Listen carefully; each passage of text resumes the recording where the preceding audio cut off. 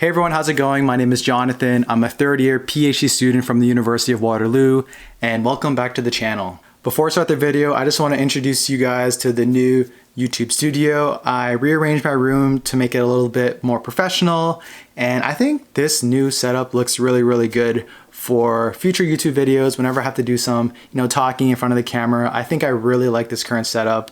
I didn't buy anything new. Everything is just kind of makeshift furniture and plants from the house that I kind of put together into this little setup. And so let me know what you guys think about the new setup in the comments below.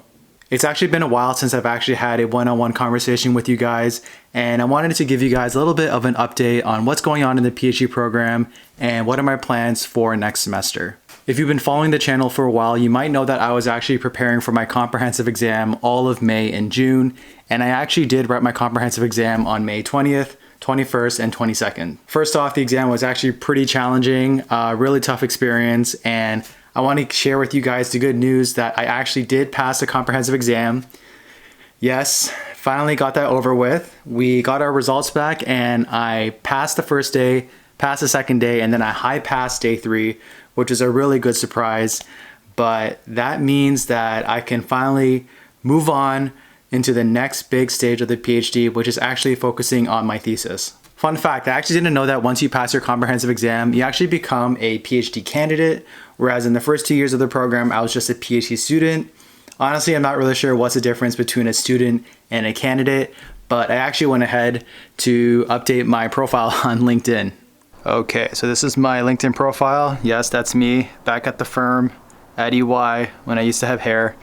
So let's go to edit. Jonathan's Ren, and then let's change my thing to student to candidate. There we go, PhD candidate at the University of Waterloo. And bam, my title has changed. So you're probably wondering what's the next big step for me in terms of my PhD, and that's actually finding a thesis supervisor. So when you're doing your thesis, you typically do it under the guidance of a faculty member who will serve the role as a supervisor, and a supervisor pretty much gives you guidance and kind of helps you with your own original research. So I'm actually going to be having 2 co-supervisors for my thesis. One of the professors I have worked with in the past, and I think we have a really good working relationship, and I wanted to work with him again as a PhD candidate. And then the other professor I don't have a working relationship with, but just based on my interactions with her, she seems really nice. She seems like a great person to work with, and she also does research in the same area that I do, so I think it's going to be a good match. And after locking down my thesis co-supervisors, I have to find a thesis topic, and that's definitely going to be a really difficult and challenging task, and that's pretty much what I've been focusing on for the second half of the summer after doing my comprehensive exam.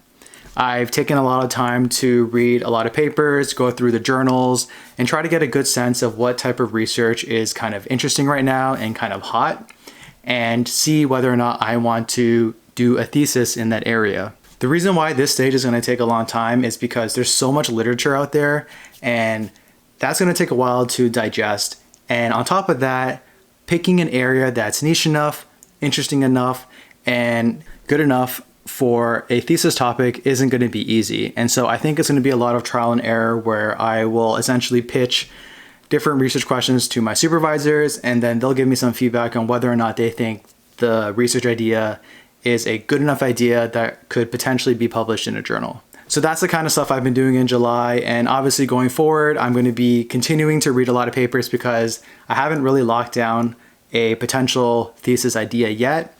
But hopefully, I'm really hoping that I find something before December.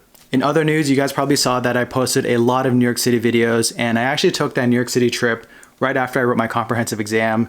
I think the exam ended on a Wednesday, and then I flew out to New York, I think that Friday. And so I was going to New York without any idea on whether or not I would pass or fail. And that trip was hands down one of the best trips I've ever taken. I went on that trip with my girlfriend. We stayed in New York for 5 days, 6 nights, I believe, and we pretty much did as many things as we could do during that time. I'm the kind of traveler that likes to have an agenda where we try to hit up as many touristy spots as possible. And so pretty much each day we kind of had like a itinerary where we would have certain things we wanted to do in the morning, place to go for lunch, more activities in the afternoon. and so on. And I think it was a pretty efficient and really, really fun trip. I mean, we pretty much did all the major tourist things that you could possibly do. And we also found some nice hidden gems that was a real surprise. In terms of my tips for New York City, there are 4 places that I really think every tourist should do. And I really enjoyed each of these a lot. So the first one will definitely be going up the Empire State Building. Definitely go during the sunset because I think the sunset looked really amazing up there. And just getting an entire view of Manhattan was just breathtaking. Like, that's the type of view that you can't get anywhere else. So going up the Empire State Building and definitely going during the sunset was really, really fun. Second thing that I really liked to do was actually walking the Brooklyn Bridge. I thought that was a really cool experience. We did it during the night, and so we got to see some amazing night lights of the city. But just walking the bridge, it was really scenic, really, really cool. That was definitely on the top of my list. Going on the Staten Island ferry is top 4 in my books because that ferry is free and you get to, again, see some amazing views of Manhattan. And actually, we got that tip from a local New Yorker who highly recommended that we take the ferry. And so thank you to this anonymous stranger. It was definitely one of the best experiences of my life. And last but not least, I think you should definitely try taking the ferry from Manhattan to Brooklyn. You can obviously get to Brooklyn by walking the bridge or taking the subway, but taking the subway is definitely the least fun way to do it. When you're taking the ferry, you're actually going under the Brooklyn Bridge. You get to see the Wall Street skyline. You also got to see Brooklyn, you get to see the Brooklyn Bridge, and that was just an amazing experience. And the fare for the ferry was only like $2. So it's gonna be like the cheapest and best boat experience of your life. In terms of pizza, I think the best pizza spot that I went to was Grimaldi's. Grimaldi's is a place located in Dumbo, Brooklyn, and that place was just absolutely amazing. Like, the pizza itself was really good, but I definitely really like the vibes of the restaurant. It's got this old-timey New York feel. It's definitely something that you don't get in Toronto, and so Grimaldi's would have to be my favorite pizza spot so far. I didn't go to all the pizza spots in New York, so hopefully when I do go to New York again sometime in the future, I can go back to Grimaldi's and check out some other places. Last but not least, I want to give you guys a bit of a heads up on what's going to be happening in September. So now that I'm done the coursework portion of the PhD program and I'm just going to be focused on the thesis part of the program, what am I going to do in September? Do I still have classes? Do I still go to campus? What are my plans? Well, I'm happy to say that I'm actually going to be a TA for this semester. Really excited for this opportunity. I'm going to be actually teaching the tutorials for an introductory accounting course for non-business majors. So in terms of the content, very basic stuff, debits and credits, T-tables, preparing your trial balance, things like that, stuff that I'm really familiar with. And as a TA, I get the opportunity to actually teach the tutorials, which is going to be 2 hours every Friday, where I will be going through a set of problems and the solutions with the students. Obviously, this is going to be a very interesting role because it will be the first time I'm actually going to be teaching. Even though I'm not going to be teaching any of the lectures and I'm just going to be teaching the problems and the solutions, I still think it's a great way to kind of dip my toes into the world of teaching.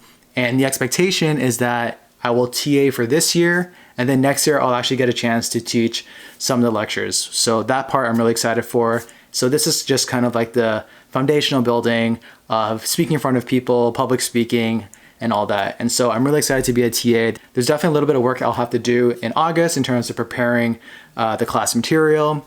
But overall, I think this is a great opportunity to get some teaching experience under my belt. In terms of my living situation, I'm actually not going to be living in Waterloo in September. I decided that I'm going to stay at home and actually commute from Oakville to Waterloo anytime that I have to go to class. So because I'm not taking any courses anymore, I don't have to be on campus that many days of the week, maybe only 2 days out of the week. And so it doesn't make sense to me to pay a full month's rent living in Waterloo by myself without my dog Lola. It just doesn't seem like a fun experience. And when I was living in Waterloo from January to April, I generally didn't enjoy it as much as I thought I was going to be. There's less collegiality and you're not really kind of meeting up with other students as you would do in undergrad. And so I rather just, commute there, an hour back, still come home, be in a much better, comfortable position, see my dog every day. And I think that'll just be a much better living situation. Plus, I get to save a lot of money on rent because for some reason, Waterloo rent is really expensive. Like if you want to get a decent place to live, it's going to cost you around $900 to $1,100 per month. And that kind of money is like money you could spend in Toronto and get a room for yourself. And the places that are really cheap, the furnishings are just not that great, and I just don't think it's worth the amount of money. And luckily, because I'm in a position where my parents live close enough, where I can drive to Waterloo every single day, I think I'm going to take advantage and save that rent money for something else. I also have a couple exciting announcements that I want to share with you guys. I do have some travel opportunities coming up within the year, so be on the lookout for those videos. The first one is I'm actually going to be going to Halifax, Nova Scotia, I believe in the end of October for a conference. So it's going to be a 3-day conference, and I'm flying out to Halifax to attend in person. Luckily, the conference is actually going to be, I think, fully covered because the conference is offering Canadian PhD students a $750 subsidy. And living in Halifax, I think I can cover both my flight and an Airbnb for that time.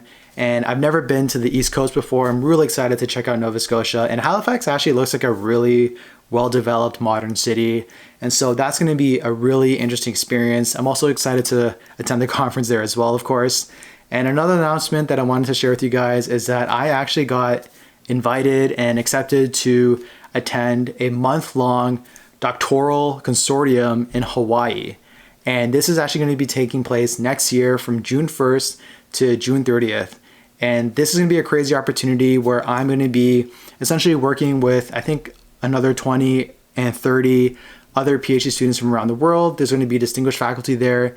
And it's going to be pretty much like a summer camp where we get together, exchange research ideas, learn new things about accounting research, but it's all going to be happening in Hawaii.